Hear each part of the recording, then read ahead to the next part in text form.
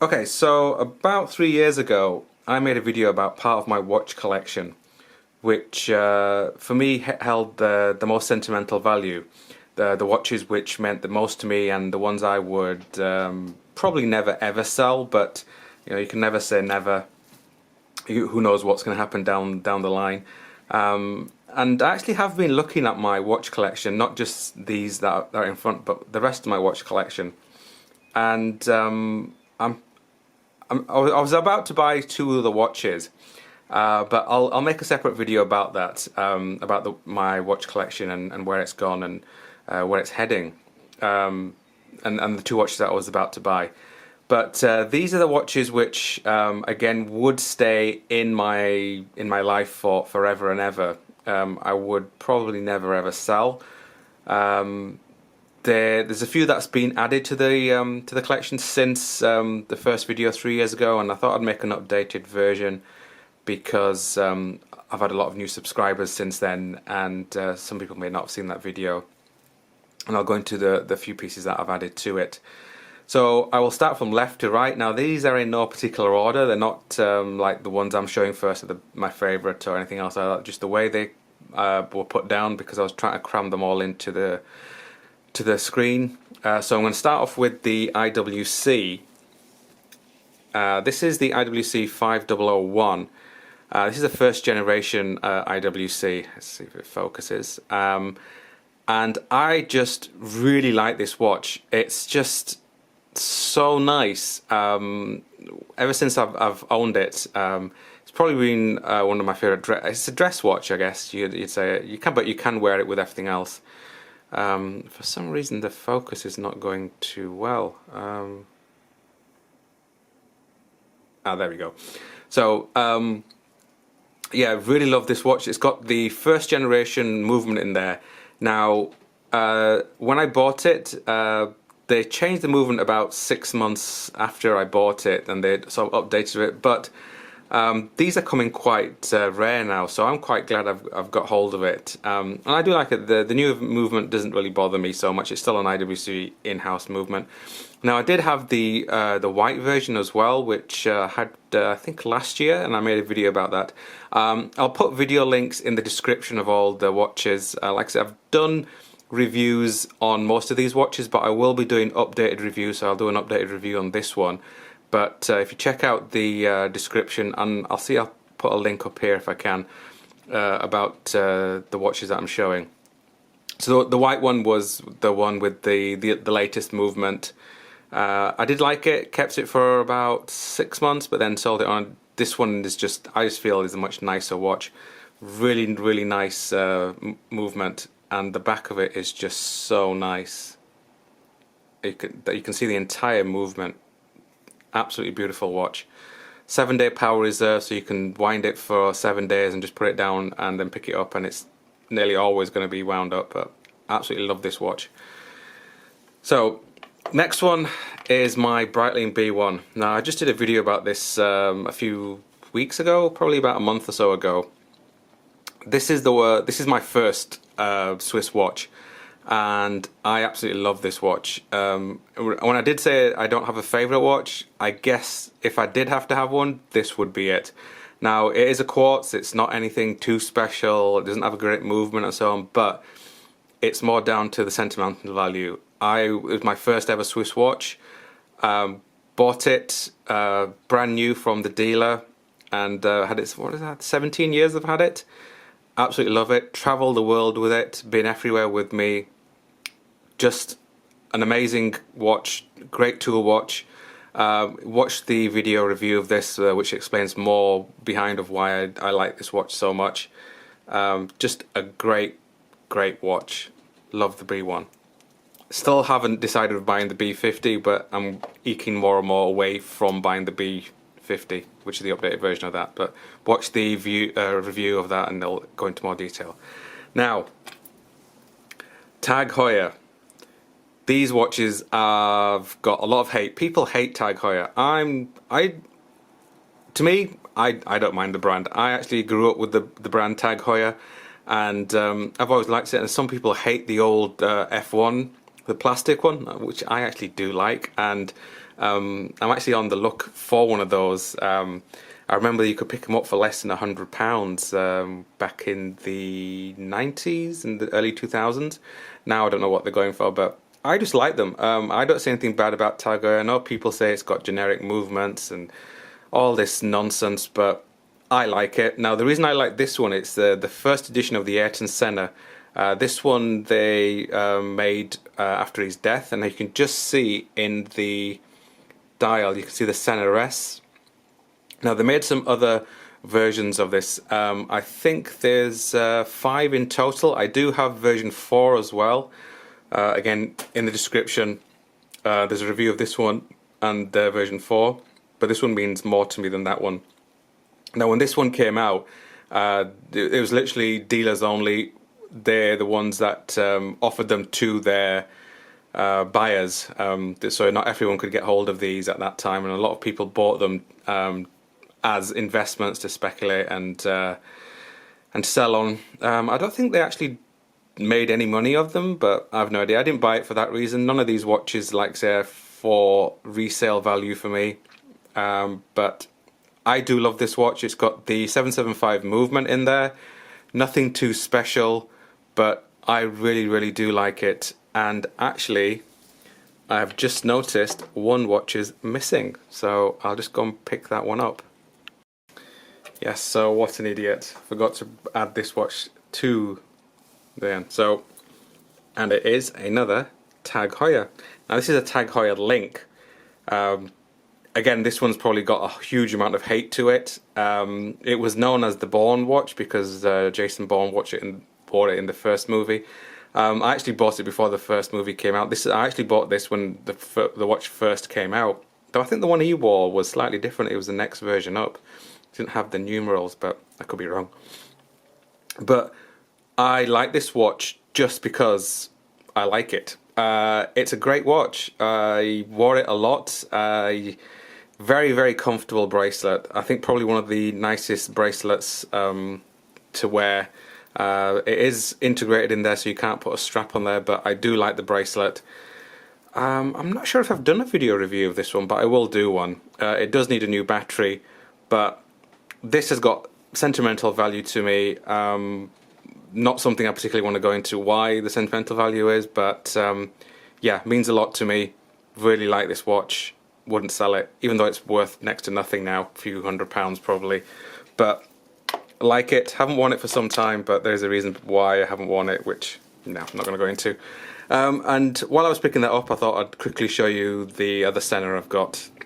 This is, I believe this one was the version 4, or was it the 5? I'm not sure now. But I didn't get the other ones because I didn't like them. This one was slightly different. It's got the Senna hat on the back. Not hat, sorry, his helmet. Stupid idiot. But nice watch. Same 775 movement in here. Generic ETA movement. But I like this watch. Big Senna fan. It's just something I wanted. Would I sell it? It doesn't quite make it into this collection. I wouldn't sell it, but it doesn't make it into this collection here. But nice watch. I haven't worn it so much as the rest of these, but really like the watch. I know a lot of people will not like that. Okay, so my Zenith El Primero 410.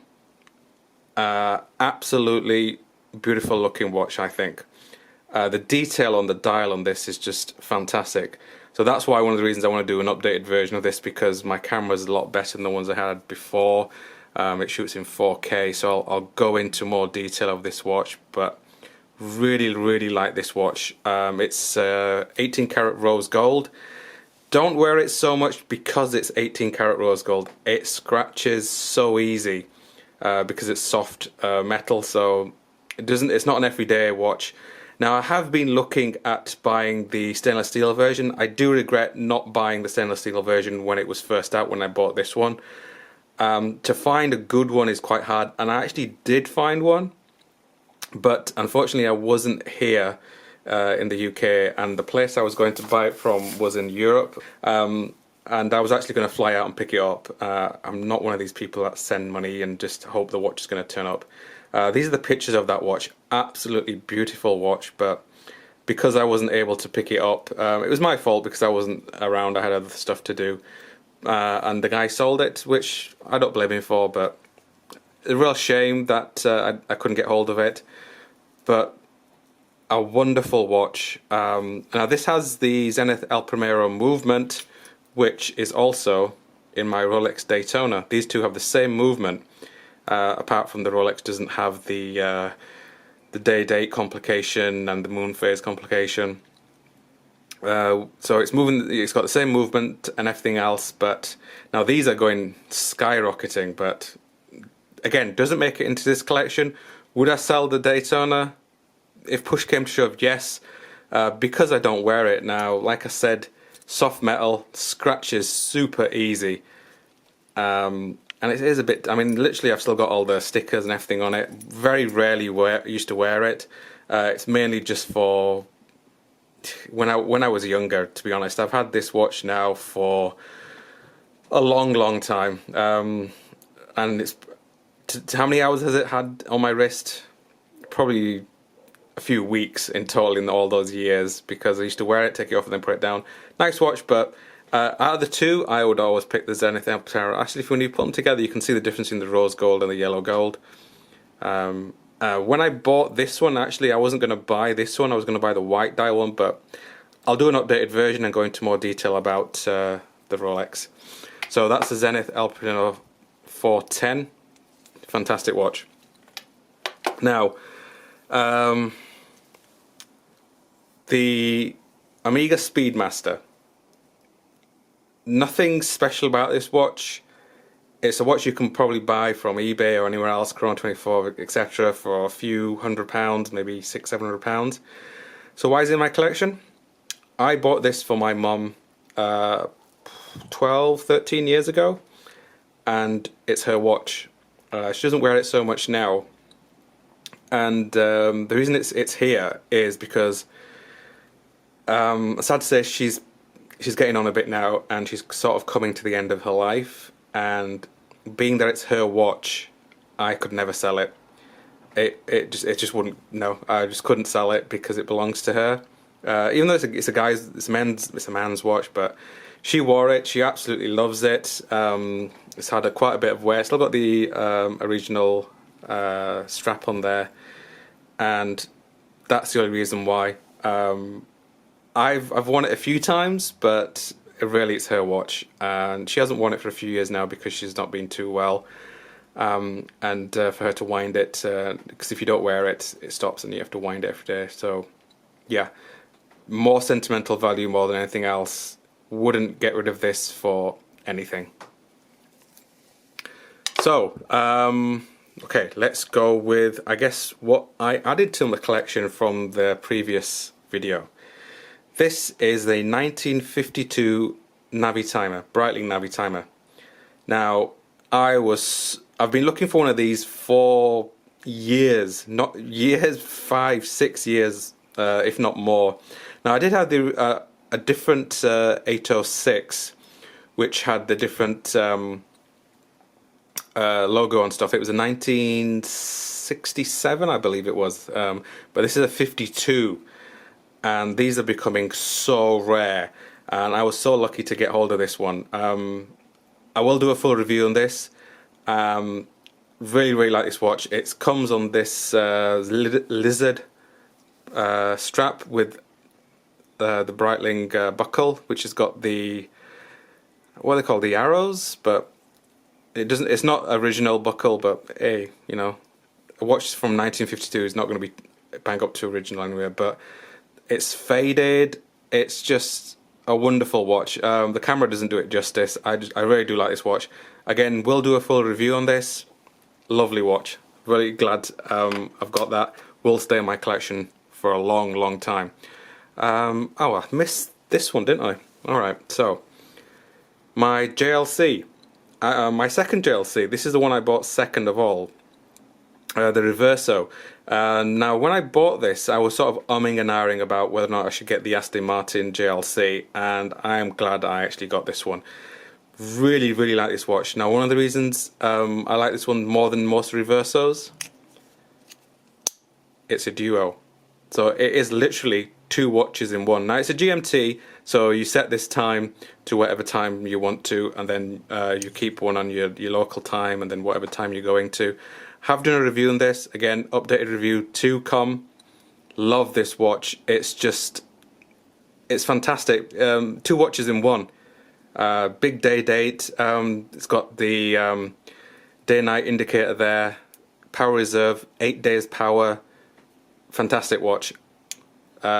Review to come again. But if you want to see the original review, in the description.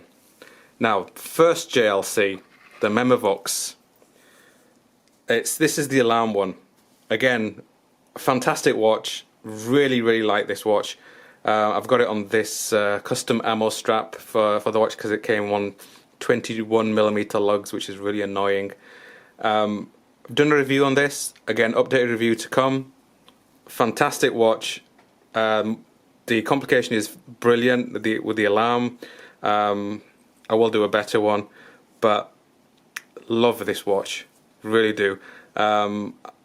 This is going to be one that I'm going to be wearing a lot more as I'm getting rid of a lot of my watches, and I'm trying to sort of wear these more and more now because I feel a bit embarrassed about having these watches and not wearing them. So I'm going to try and make more of an effort to actually wear them. Now, this one, again, searching for years. The Rolex Gmt 1675. This is my birth year watch. That's why it took me so long to find it.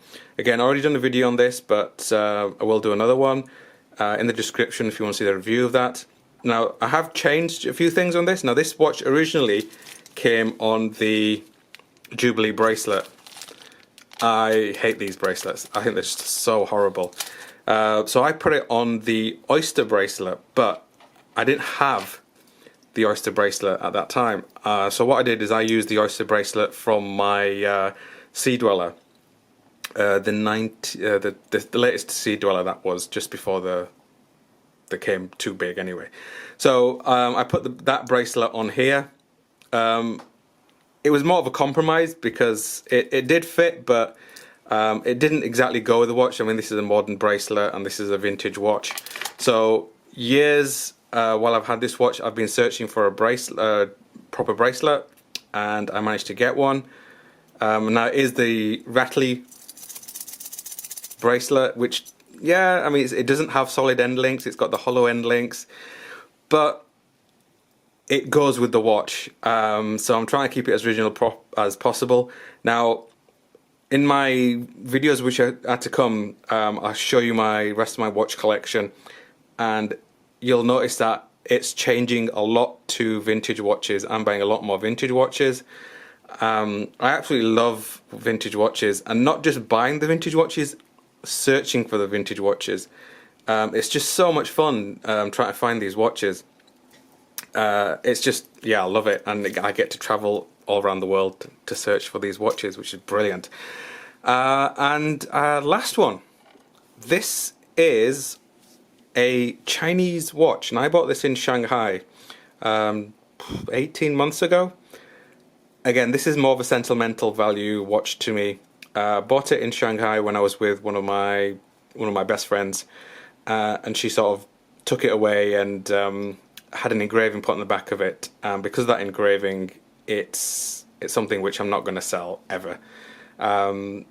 So yeah, and I do love the watch. It's just such a nice, elegant little watch, and it comes with this bracelet, which is it goes with this is another birth year watch. That's another reason why, and her message has got part to do with that as well.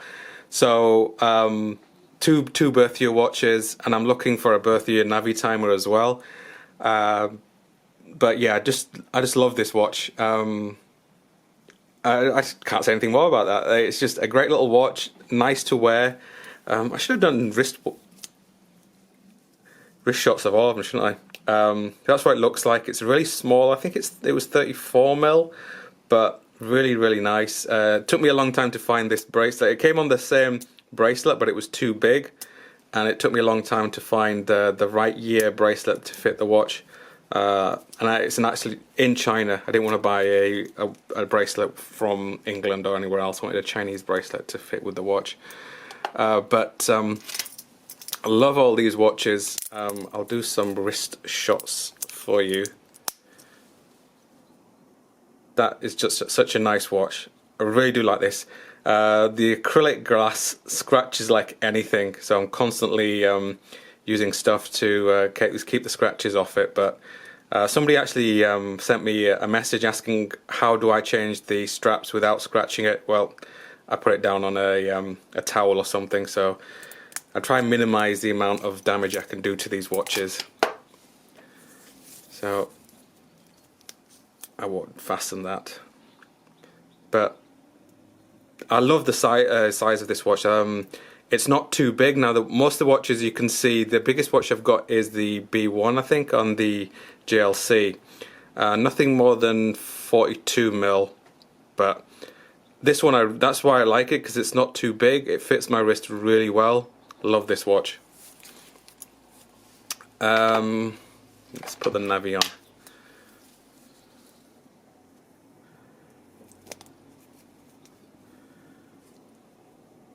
Again, really, really nice. It's a bit big and it's got the sort of the pearl bezel.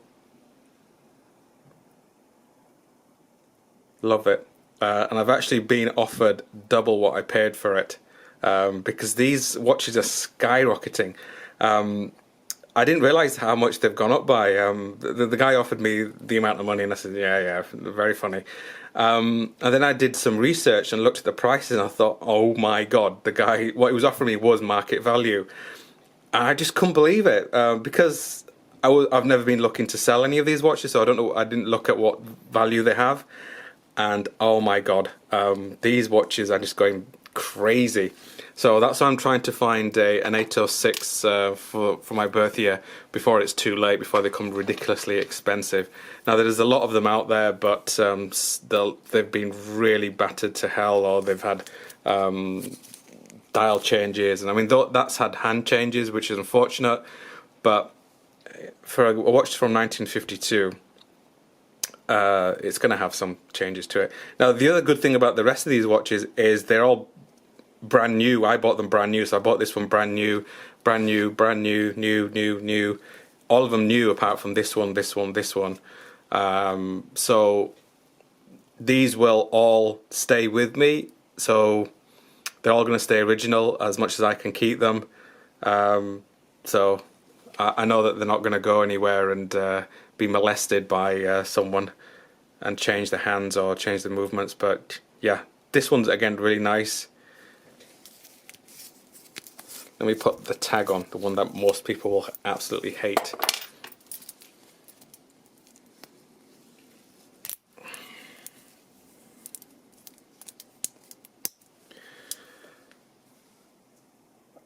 I really don't understand all the hatred to these watches. I think it's a great little watch. Now you can probably see all my watches, especially these watches, I've got very little wear on them because one, I tend to rotate them quite a bit. None of these watches have been worn for apart from this one, which has got the most amount of scratches on there. But again, it's not too bad. But I do take care of my watches. I just don't get this notion where people just beat the hell out of their watches, and I hate this other term that they all use called a beta watch. I really hate that term. So these are the watches. I'll see how I get on. I might do a full watch collection of all my other watches. I've got some other ones, some other Rolexes and Breitlings and so on and so forth. But I'm going to do reviews on all these first, which is going to take me some time. So if you want to see updated reviews on these and see the rest of my collection, and if you're not subscribed, then subscribe and wait for the videos to come out. Thanks for watching.